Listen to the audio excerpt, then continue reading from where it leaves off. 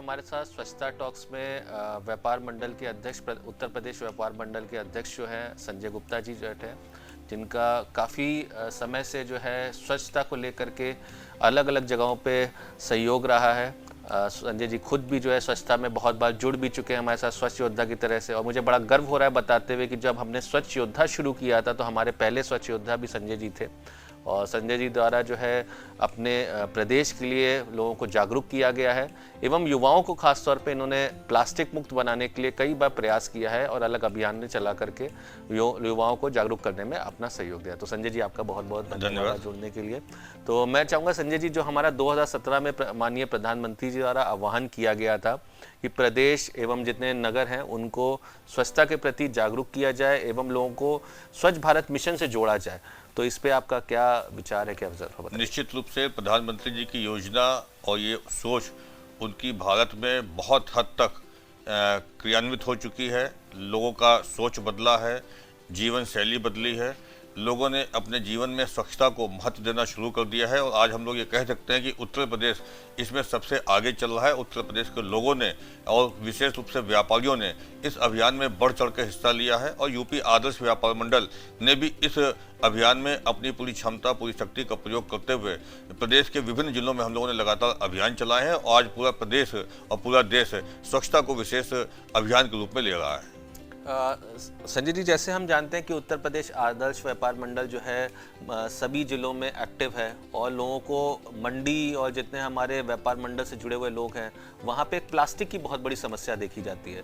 तो क्या हमारा आदर्श व्यापार मंडल या उत्तर प्रदेश आदर्श व्यापार मंडल जो है इस पे भी कुछ अलग कार्य कर रहा है, क्या नीति है? जी, हम लोग सभी व्यापारियों को और आम ग्राहकों को ये जागरूक कर रहे हैं कि हम लोग पॉलीथीन रिसाइकिल नहीं हो सकती, कम से कम उसका प्रयोग ना करें और हम लोग कपड़े के थैले का, कागज़ के थैले का उपयोग करें, क्योंकि कोई भी मिशन केवल सरकार की सोच से सार्थक नहीं हो सकता। तभी उसकी सार्थकता होगी, तभी वो सकारात्मक रूप से आगे बढ़ेगा जब जनता भी उसको उसी उद्देश्य के साथ, उसी ध्येय के साथ आगे बढ़ेगी।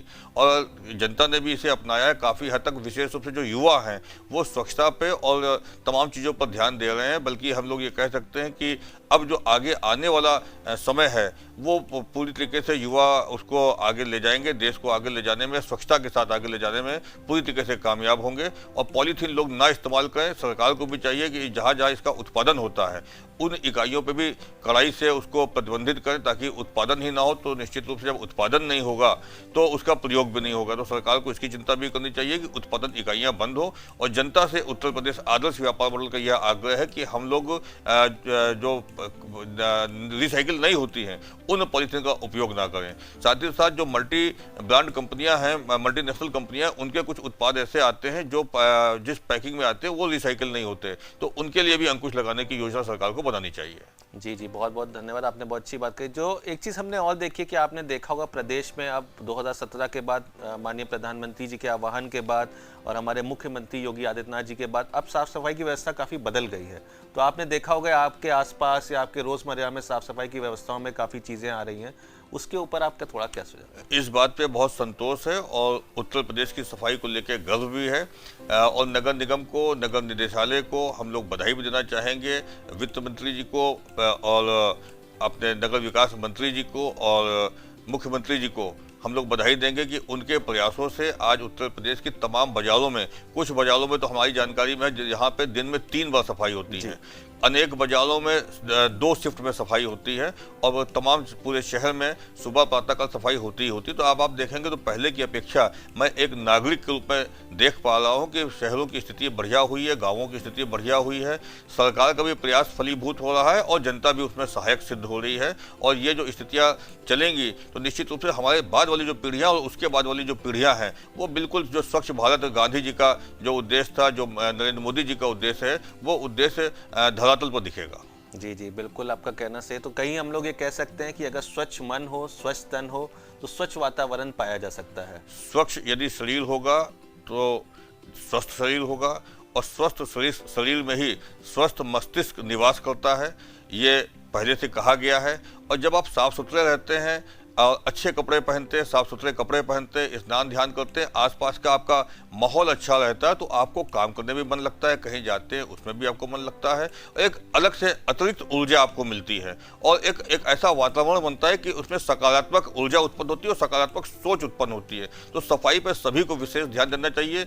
यूपी आदर्श व्यापार मंडल का विशेष रूप से युवाओं से आग्रह है कि अपने जीवन में स्वच्छता को अनिवार्य रूप से अपनाएं। तमाम युवा हम लोग देखते हैं पढ़ाई के समय वो सुबह स्नान पर ध्यान नहीं देते, तो स्नान अवश्य करें, क्योंकि यदि आप स्नान करते हैं तो आपकी क्षमता दुगनी हो जाती है और उसके बाद आपकी सोचने की शक्ति और आपकी कार्य क्षमता जो है वो बढ़ जाती है। तो सब लोग अपने शरीर की स्वच्छता स्वच्छ रखें, अपने घर को स्वच्छ रखें, अपनी बाजार को स्वच्छ रखें, अपने विद्यालय को, अपने सड़कों को, जहां भी रहे तो स्वच्छता का ध्यान दें। तमाम बार ऐसा होता है कि आप कोई पान मसाले का गुटखा खाते हैं, कहीं भी थूक देते हैं या उसका रैपर फाड़ते हैं, कहीं पर भी फेंक देते हैं। तो ये प्रथा हमें समाप्त करनी चाहिए, हमें इससे बचना चाहिए। प्रधानमंत्री जी ने ये साबित किया, एक कार्यक्रम में उन्होंने कोई था तो उन्होंने अपने कागज को अपनी जेब में रख लिया उन्होंने, तो उसका एक बहुत सकारात्मक संदेश पूरे देश में ऑटोमेटिकली पहुंचा है। तो ऐसा ही सबको अपनाना चाहिए। यदि हम स्वच्छ रहेंगे तो स्वस्थ रहेंगे तो भारत स्वस्थ बनेगा। नगर निगम की, नगर निदेशालय की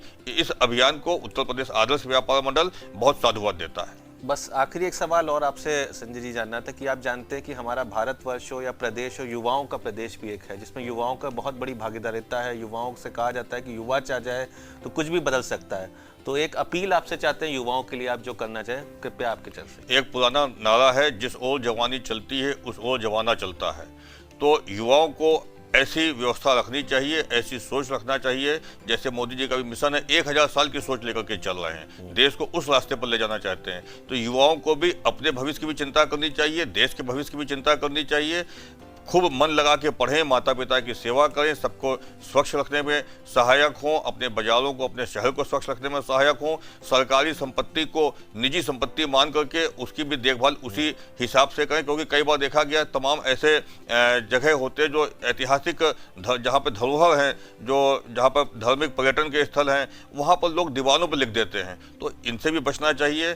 जगह जगह जो फेंकते हैं उससे बचना चाहिए। और युवाओं को विशेष रूप से, क्योंकि अब देश की जिम्मेदारी आगे उन्हीं के कंधों पे आने वाली है, तो युवाओं को एक ऐसे भारत की तस्वीर बनानी चाहिए जो भारत पूरे विश्व में, जैसे वापस पहले सोने की चिड़िया थी तो फिर सोने की चिड़िया हो जाए।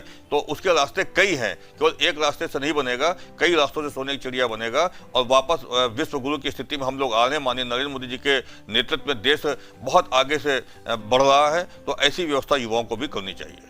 सर एक सवाल और था कि आपने देखा होगा हमारे प्रदेश में बड़ी बड़ी मंडियां हैं, जहां पे सब्जी मंडियां हैं, फूलों की मंडियां हैं, वहां पे कचरे का निस्तारण होना बहुत आवश्यक है। और अभी भी कहीं ना कहीं कचरे का निस्तारण में हमारे कमी है या हम उस लेवल तक नहीं पहुंच पा रहे हैं। तो मैं चाहूँगा कि आप थोड़ा सा इस पर सुझाव दें, किस तरीके से कचरे का अच्छी तरीके प्रतिकरण हम वहाँ पर करवा सकते हैं। सर आपके माध्यम से यूपी आदर्श व्यापार मंडल की मंडी में व्यापार करने वाले सभी खाद्य विक्रेताओं से ये अपील है कि जो लोग फल का, सब्जी का या खाद्यान्न पदार्थों का व्यापार करते हैं, वो अपने वहाँ जो उनके वहाँ शेष बच जाता है या छीज के रूप में या शेष के रूप में, अवशेष के रूप में रह जाता है, तो उसकी थोड़ी सी चिंता करें। मेहनत जरूर करनी पड़ेगी, लेकिन कुछ ऐसे उसमें पदार्थ निकलेंगे, कुछ ऐसे सब्जी के भी, फल के भी निकलेंगे जो जानवरों के खाने योग्य होंगे।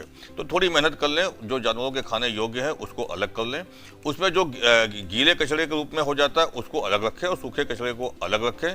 साथ ही साथ जो फूल मंडी है, फूल मंडी वालों का ज़्यादा योगदान और होना चाहिए, क्योंकि फूलों से अगरबत्ती और सुगंध की तमाम चीज़ें बनती हैं। तो यदि हम फूलों को साफ तरीके से रखेंगे तो निश्चित रूप से वो भगवान की पूजा के योग्य रहेंगे और उसमें ज़्यादा उसका यूज़ हो पाएगा। तो वो पैरों पे ना आए, बहुत नालियों के पास ना पहुँचे और एक ऐसी जगह पे उसका स्टोरेज हो जाए कि वो कहीं दूसरे पास उसका उपयोग हो सके और अगरबत्ती और धूपबत्ती बनाने में वो सहायक सिद्ध हो सके। साथ ही साथ मंडियों में सफाई होना बहुत आवश्यक है, क्योंकि खाद्य पदार्थ जहाँ बिकते हैं, यदि वहाँ पर सफाई नहीं होगी तो जो पदार्थ है उसको भी दिक्कत होगी और कहीं ना कहीं आने जाने वालों को भी उससे समस्या होती है, क्योंकि जो वो फल वगैरह सड़ जाते हैं तो वो कहीं ना कहीं बीमारियों को भी जन्म देते हैं और उसकी वजह से मक्खियाँ या दूसरे कीटाणु वहाँ पर आते हैं तो वो भी कहीं ना कहीं नुकसान देता है। तो सबको चिंता करनी होगी। ये जो मिशन है, ये जो विषय है, एक एक व्यक्ति से जुड़ा हुआ विषय है। यदि सरकार चाहेगी अकेले इसको नहीं कर सकती, हम सब लोग इसके सहभागी बनेंगे तभी इसको हम लोग कर सकते हैं। जिसके हिस्से में जो काम आया हो, चाहे वो रेस्टोरेंट वाले हों, चाहे वो हॉस्पिटल वाले हो, तमाम बार हॉस्पिटल के जो कर्मचारी होते हैं वो कचरे को सड़क पे फेंक देते हैं। तो सरकार ने सारी व्यवस्था की, हॉस्पिटल के कचरे के लिए अलग व्यवस्था की है, रेस्टोरेंट के कचरे के लिए अलग व्यवस्था की है, गीले कचरे और सूखे कचरे की अलग व्यवस्था की है और फल फूल की अलग व्यवस्था की है। तो सरकार के साथ हम लोग मिलकर चलेंगे तो निश्चित रूप से एक बढ़िया, अच्छा शहर, अच्छा प्रदेश, अच्छा देश हम लोग निर्माण कर सकेंगे।